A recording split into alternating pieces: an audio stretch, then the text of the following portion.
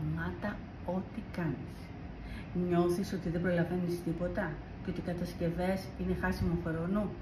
Είμαι η Λίλα Γεωργιάδου και βοηθώ μικρούς και μεγάλους να μεταμορφώσουν όχι μόνο υλικά, αλλά και τους εαυτούς τους. Και θα σου δείξω πώς. Τα ίδια, ακριβώς τα ίδια, έλεγα κι εγώ. Δεν έχω χρόνο, έχω πιο σοβαρά πράγματα να κάνω, το καταλαβαίνω. Αλλά να σου πω κάτι, οι κατασκευές δεν είναι πολυτέλεια. Δεν είναι χάσιμο χρόνο.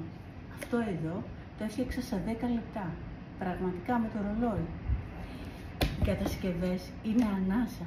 Είναι ο τρόπος να ξεφύγεις από την καθημερινότητα, να ξεφύγεις από τα προβλήματα που σίγουρα έχεις. Απλά δεν μπορείς να τα αντιμετωπίσεις. Είναι η ώρα σου, μόνο για σένα, να εκφράσεις ό,τι νιώθεις χωρίς λέξεις, μόνο με τη δημιουργία. Είναι η καλύτερη επένδυση στην ηρεμία σου. Αν θέλεις λοιπόν να κερδίσεις την ηρεμία σου, γράψε μου χρόνο στα σχόλια και εγώ θα σου στείλω ένα μικρό οδηγό για να φτιάξεις ακριβώς αυτό το έργο.